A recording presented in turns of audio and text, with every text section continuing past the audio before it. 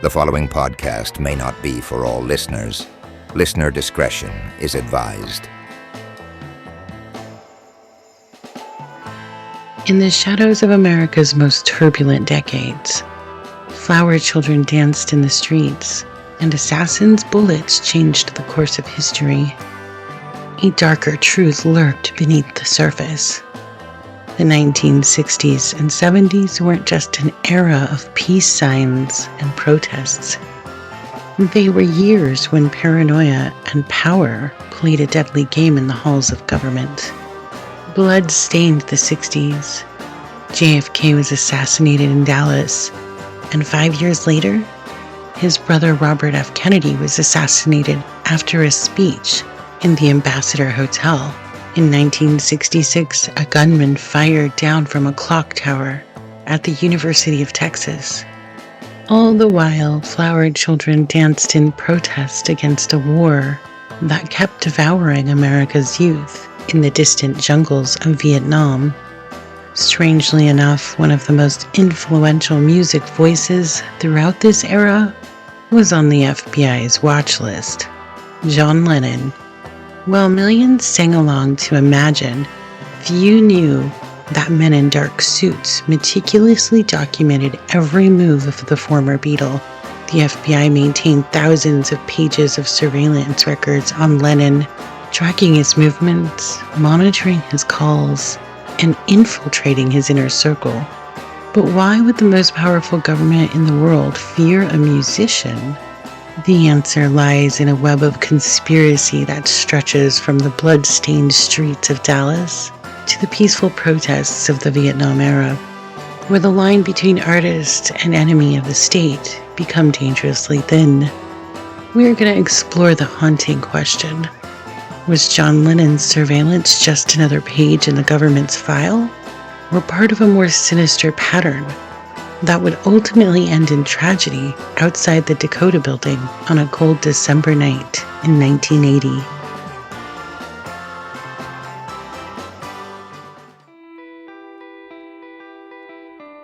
The truth about government surveillance in the golden age of American entertainment doesn't live in the dusty archives or redacted documents.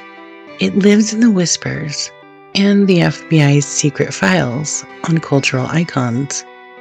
They were watching them all: Frank Sinatra's alleged mob connections, Elvis Presley's mysterious meetings with President Nixon, and Marilyn Monroe, whose death still echoes with unanswered questions.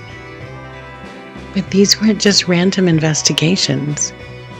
They were part of a calculated campaign to monitor and manipulate the voices that shaped a generation.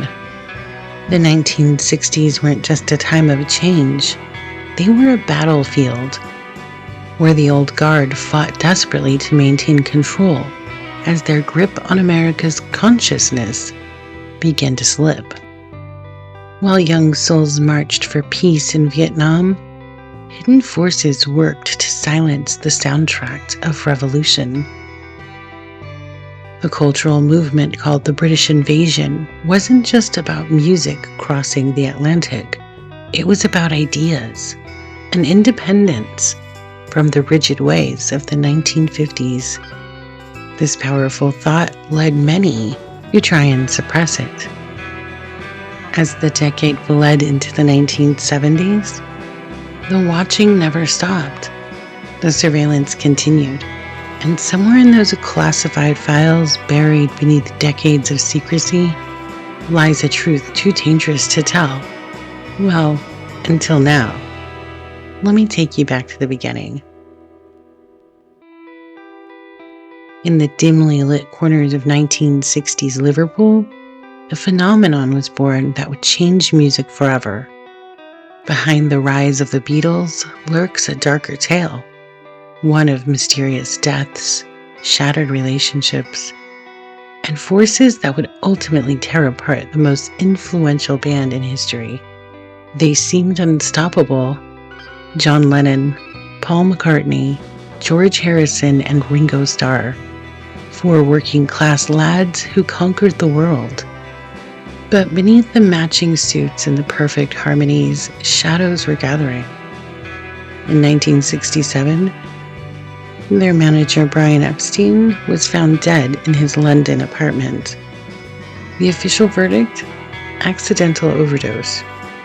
But whispers of something more sinister have persisted for decades. What secrets could he have taken to the grave? As the band crumbled within, power struggles intensified.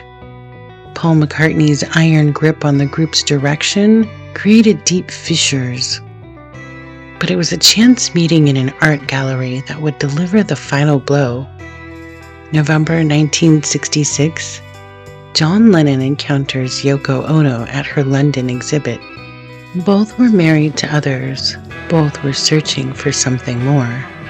Their forbidden connection, fueled by art, heroin, and obsession, would become one of music's most controversial love stories. By 1969, the dream was over. The Beatles, a band that had seemed as permanent as the British Crown, splintered apart in a haze of lawsuits, addiction, and bitterness. But some say the real story of their destruction has never been told. Maybe we'll bring that up in another episode. Though John Lennon was a huge star, Yoko Ono stated she didn't have any idea who he was. John was 26 and married to Cynthia, his first wife, and Yoko was married to producer Anthony Cox. Their relationship blossomed into marriage. After both divorcing their partners, the two officially married on March 20th, 1969. At the British consulate in Gibraltar, one would think their honeymoon would be very similar given their whirlwind romance and romantic wedding. Though the newlyweds flew to Amsterdam instead. They used their wedding and John's fame to stage a bed-in for peace.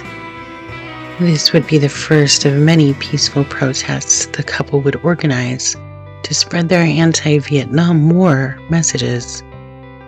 In the spring of 1969, John Lennon and Yoko Ono turned room 902 of the Amsterdam Hilton into the world's most unusual peace summit. The famous Beatle and his new bride nestled under white sheets in the presidential suite, staging what might be history's most comfortable protest. They held court from their king-size bed for 7 straight days, surrounded by hand-drawn signs pressing against the windows like paper doves. Cigarette smoke curled towards the ceiling as John strummed his guitar, their makeshift nest becoming a bizarre media circus. Journalists were invited in, probably wondering if they'd stepped into some strange dream. Here was John Lennon, rock god and cultural revolutionary, fighting for peace between bites of room service and impromptu singing sessions. It wasn't your typical honeymoon, but nothing about John and Yoko was ever typical. They'd taken that old saying, "Make love, not war," and turned it into performance art, transforming their marriage bed into a global stage for peace. Looking back, it was either brilliantly mad or madly brilliant, probably both. They later held a second bed-in at the Queen Elizabeth Hotel in Montreal. They stayed in bed for 8 days at the Fairmont Queen Elizabeth, Suite 1742, where the song "Give Peace a Chance" was recorded. Once again, the couple invited the media to witness their peaceful protest against the Vietnam War. You can actually book that suite these days. It's been remodeled and the walls contain the lyrics to the song "Give Peace a Chance." There's a virtual reality feature in the room that allows guests to view the room as it was when they held their bed-in protest. After this famous bed-in, John realized he could communicate with the world based on his celebrity status. He began communicating his ideas of how the world should be, encouraging people to change their views of it. Moving on from bed-ins, John and Yoko became more heavily immersed in activism. They rallied against the Vietnam War, expressed discontent with the deaths from the uprising at Attica Prison in New York, and expressed so much more via their music. By October 1971, John Lennon's album, Imagine, was released. This was his call for world peace. While John Lennon and his wife's activism was visible, it seems to have become visible to the wrong parties. John Lennon sang in December of 1971 at a concert. He called for the release of a man named John Sinclair, who was sentenced to 10 years in prison for being in possession of 2 marijuana cigarettes and selling them to a police officer. The concert was held in Ann Arbor, Michigan, and within days of this concert, the Michigan Supreme Court released Mr. Sinclair. Lennon's voice was powerful, and he knew it. Some say the FBI did too. It was also said that the FBI was in attendance during the Ann Arbor concert. Informants strewn through the audience, taking notes on him and his music. The government then began spying and monitoring John Lennon for the following year. During the monitoring, the government attempted to deport Lennon from the United States multiple times. The FBI's surveillance of John Lennon ranged from monitoring his appearance on the Mike Douglas show, and at times delving deeper. For example, they observed the whereabouts of Yoko Ono's child from her previous marriage. The deportation proceedings continued until Nixon resigned based on the Watergate scandal. By the time Gerald Ford took place, Lennon had filed an appeal. Gerald Ford had no desire to continue the deportation of John Lennon. The following year, a New York State Supreme Court judge overturned the deportation order. Judge Irving Kaufman made the following statement regarding John Lennon's deportation battle. The courts will not condone selective deportation based upon secret political grounds. Lennon's 4-year battle to remain in our country is a testimony to his faith in this American dream. John Lennon was finally given his green card in 1976. The timing of the entire deportation issue shed light on the reason it occurred in the first place. The FBI had a profile stating that Lennon was heavily involved in activism dating back to 1969. Though they did not formally open an investigation on him until 1972. This would also be the year that Nixon would run his re-election campaign. The FBI finally closed its investigation 1 month after Nixon was re-elected. Many firmly believe that John Lennon and Yoko Ono posed a threat to President Nixon, turning the attention of the American people directly towards the government wouldn't allow for his corruption. This is a heavy belief in many conspiracy theorists' minds. John Lennon was monitored, stalked, and possibly murdered solely based on his activism and agenda for world peace. On December 8, 1980, as John Lennon was leaving his apartment building, the Dakota, alongside his wife Yoko, he signed a copy of his album Double Fantasy for a fan named Mark David Chapman around 5 p.m. Then he headed to the recording studio for a session.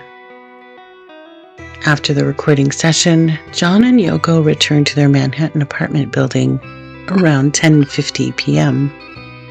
As they exited the limousine and began walking through an archway of the apartment building, gunshots rang out. The fan that John had signed an album for earlier in the evening, Mark David Chapman, he shot John Lennon at close range. 5 shots were fired and 4 hit Lennon, twice in the back and twice in the shoulder. John Lennon was rushed to the Roosevelt Hospital in the back of a police cruiser. By 11:15 p.m., he was pronounced dead. Mark David Chapman did not flee the scene after the shooting. Instead, he remained at the scene, reading the controversial novel The Catcher in the Rye until police arrested him. Chapman had cited the book as his manifesto. If you've ever read the novel, it details 2 days in the life of the main character, Holden Caulfield. He's a confused 16-year-old who was recently expelled from prep school. He feels adults are phony. Struggling with depression, the novel ends with Holden finally claiming he is happy, with indications that he is in a mental hospital for treatment. John Lennon's shooter claimed he identified with the main character of the book. When police arrived and arrested him, they found that he had written the following in the book. To Holden Caulfield, from Holden Caulfield, this is my statement. At the end of that statement, he signed Holden's name. When in police custody, he claimed a huge part of him was Holden Caulfield, and the other part of him was the devil. Chapman was obsessed with the novel, and some argue he was offended by John Lennon's atheism. Chapman was a Christian and saw Lennon as a phony, just as Holden perceived adults. He felt he was saving children from Lennon's godless ways. Well, that's one theory. Oddly enough, this novel has been tied to many celebrity murders. There was John Hinckley Jr., who attempted to assassinate Ronald Reagan. He was in possession of this book. Robert John Bardo, who murdered Rebecca Schaefer, had the novel when he murdered her. And some will say that Lee Harvey Oswald owned a copy of the book when he shot Kennedy.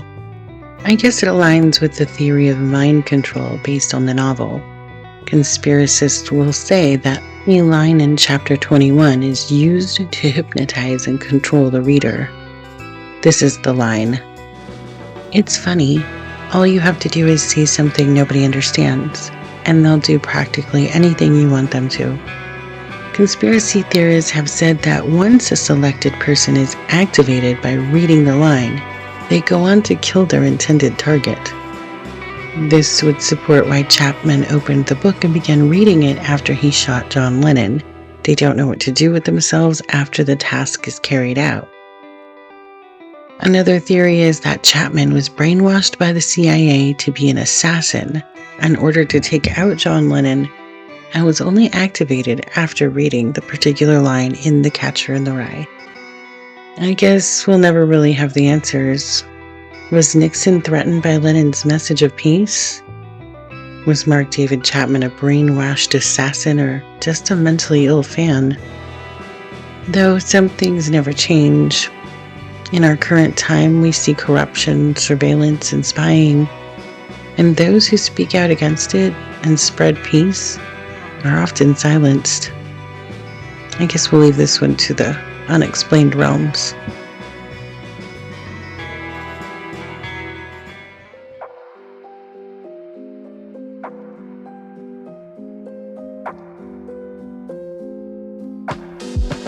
The death of John Lennon remains one of music's darkest chapters.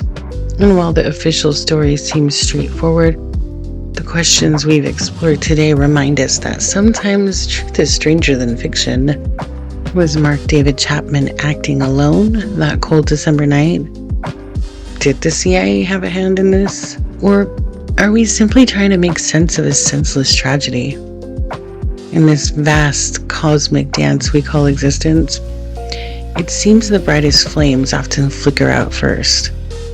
Those rare souls who illuminate our darkest corners, who whisper peace into chaos, slip through the veil while the rest of us are still learning to see. Until next time, keep searching for answers in the shadows, and let your fears fuel your creativity.